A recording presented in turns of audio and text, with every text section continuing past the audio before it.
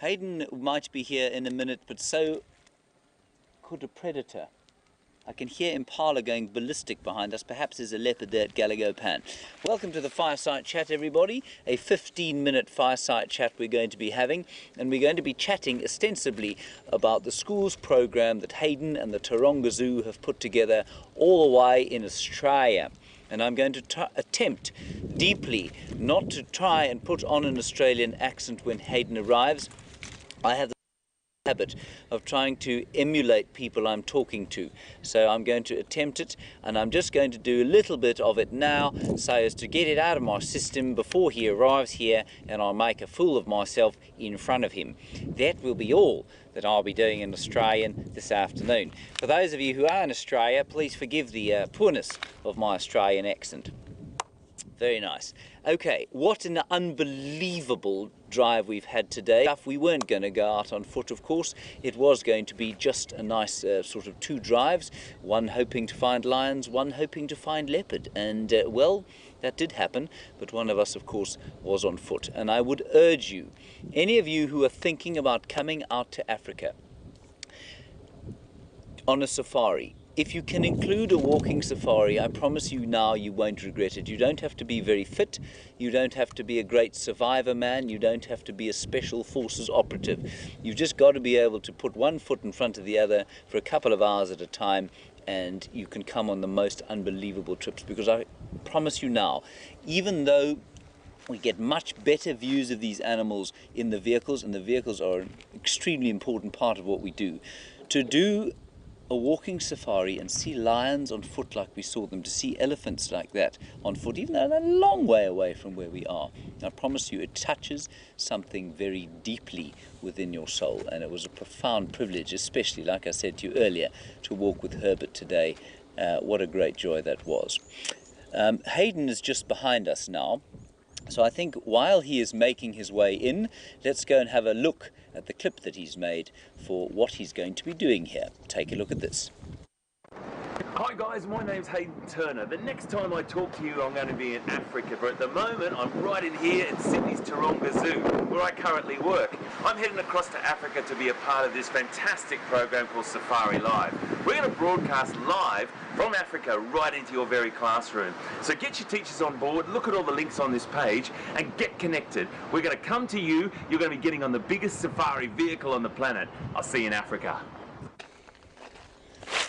And here he is, everybody. Hello. How are you, mate? Yes, good. Good Did to you have see a you, good mate. drive back? Gosh, that was First just a drive? fantastic, absolutely fantastic afternoon. Not awful. Not awful, No. just amazing.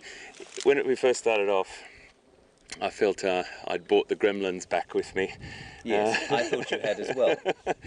So I was a bit concerned there, but thank you for your honourable gesture that you did and swapped vehicles with me. It was very kind of you. My pleasure. But you had a lovely time seeing some creatures on foot. Unbelievable. Wow. But Talk me through that. I mean, the most, as I've been banging on about for some time now, the most amazing about it, of course, was finding the animals. Yeah. But to witness Herbert's skill Yeah. as we walked through the bush was Incredible. profound. Yeah. Right, we've looked at your clip. Nature is okay. Beautiful, first of all, would like to know how long you're going to be with us, and then maybe you can go into a little bit more about the background of what it is that you're doing here. Sure. I'm here for about a week, probably until next Friday or Saturday. I'll probably have to leave Saturday, I can't quite remember the schedule. But we've got 4 days, dedicated hour each day in the morning from 6 till 7, that we've collaborated, Wild Earth and the Taronga Conservation Society, we've collaborated with this sort of initiative to get Safari Live into as many schools as we possibly can in the state of New South Wales in Australia, where I live. Now, I've left the UK about 4 months ago, got offered a job back at the zoo that I first started out in, and we're going back there. We've moved back there, my wife and my boy and I, and we're all there. And I had a safari in Namibia to do, and I thought there was a week in between. Why don't we get this together? So what's going to happen is tomorrow morning we're going to go on drive.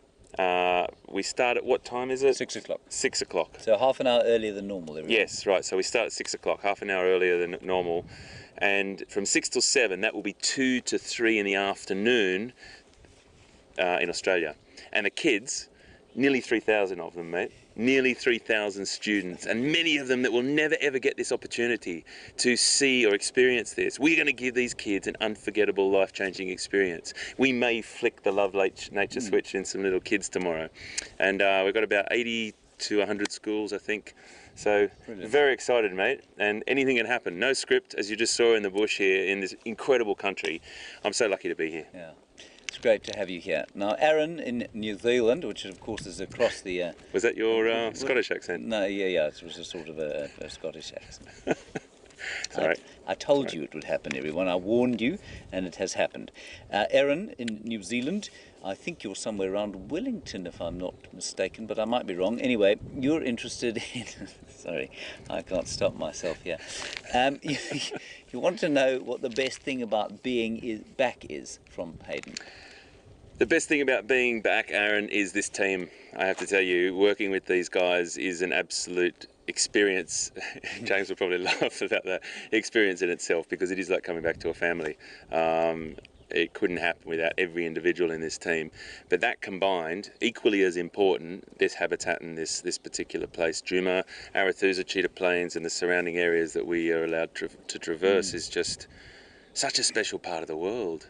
I often used to think that I was born in the wrong country, you know. I love Australia so much, but South Africa, you guys have got one of the most beautiful countries on the planet. We think it's the most beautiful country, absolutely. It is a really great place. Now, Cheryl, you want to know about young Master Turner, and whether he is as interested in animals and conservation as you are. What are his interests? Master Turner, Jack Turner, yes, turned 10. Don't forget that, James, when you meet him. It's not 9 anymore, he's 10. He's 10, got it. Big 10. He is doing very, very well.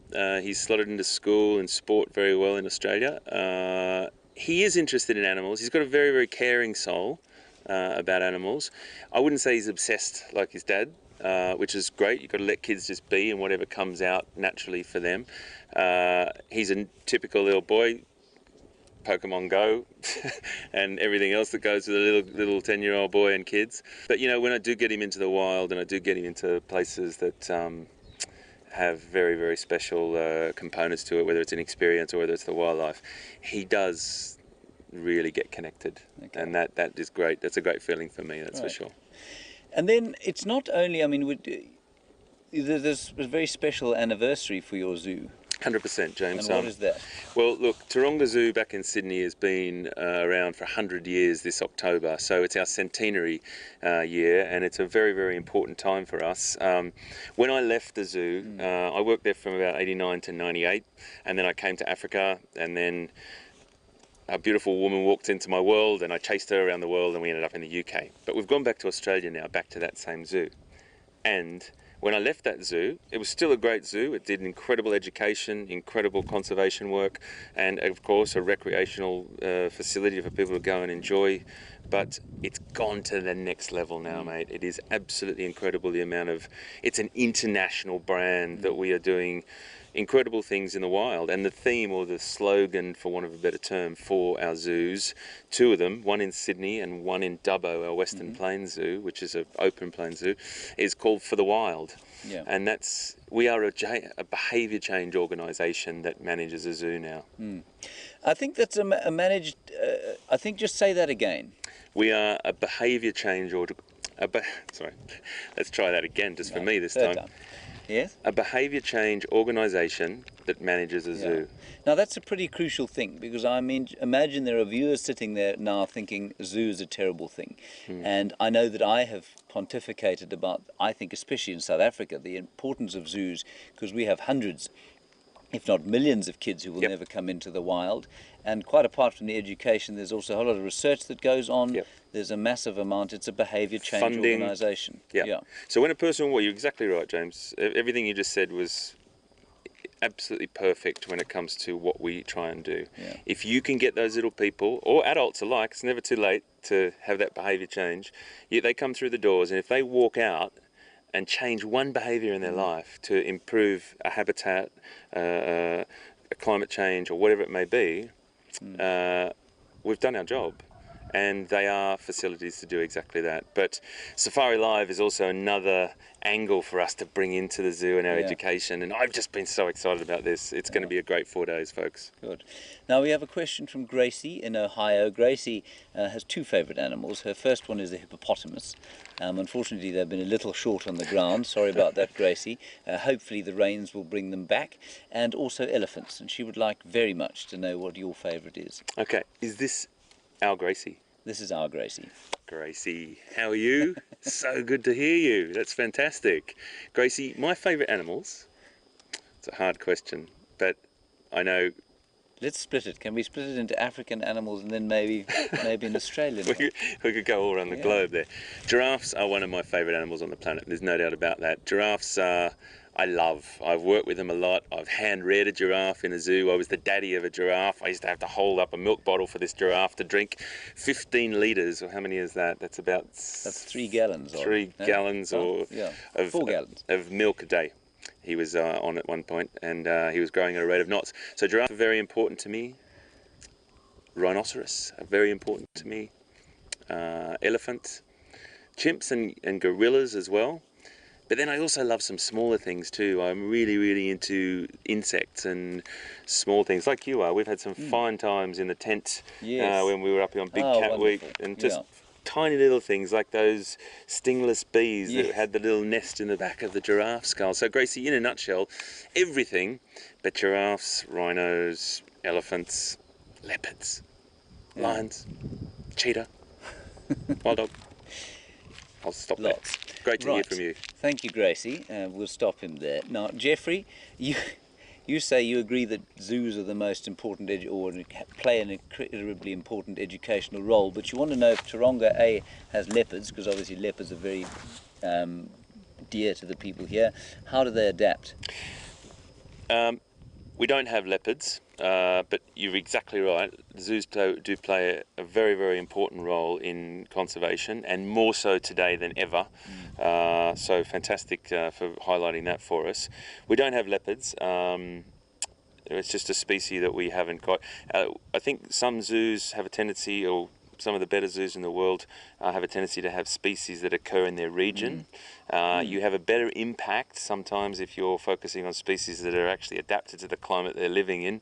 There's definitely, there's always room for improvement. There's always changes, but I think there's a really great paper that's just come out, and I think I mentioned it in Drive just a second ago, James, but results or research has shown that bombarding people with facts constantly doesn't necessarily work. The story, and that's why Safari Live and Taronga Zoo and all what we do, the story is king. And people follow that story. If they get on board with that story and follow that story, then you've got them. You've got them as they're your change agents. They're your soldiers in your army. So we really try and do that. But which I think to a large extent is why why tourism here is such an important facet of things. I mean, obviously not everyone's going to be able to do this, but we do hope desperately that the people come here, leave here changed, and will go home just with a touch, a feeling of wilderness, and that they will absorb that. And the zoo, I suppose, the first step to that. Absolutely. Then, slightly less seriously, you were operating in Surrey, of course, which is a very pretty part of England. I've always thought that, it's a kind of a wind in the willows type of a thing, and even though not huge animals, a beautiful part of the world, right? Absolutely, mate. Absolutely. It doesn't matter where you are in the world, and folks, I've said this to you many times before, and I think all of us on Safari Live agree, and there's a big pool of us out there in the world that believe every single habitat matters.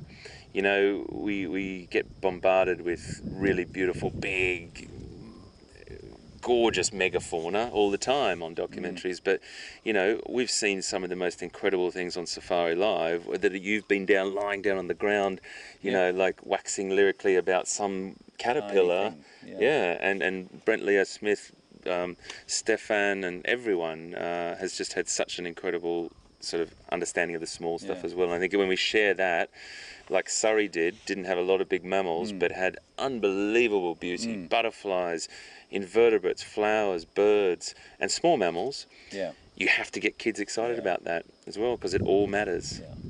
Great stuff. All right, everyone, that's going to be it from us now. Just a reminder to you that we are, of course, going to be live for the whole of the week in the morning, 15 minutes earlier, so from 6 o'clock to 9 o'clock in the morning. A huge, big welcome back to Hayden Turner. Lovely Thanks, mate. to have you with us. It's an absolute pleasure. And I hope that you will join us. It will be ostensibly for the schools in the morning. The afternoons will run precisely as they have. Thanks for joining us today. We'll see you tomorrow at 0600. Bye-bye. Thank you, guys.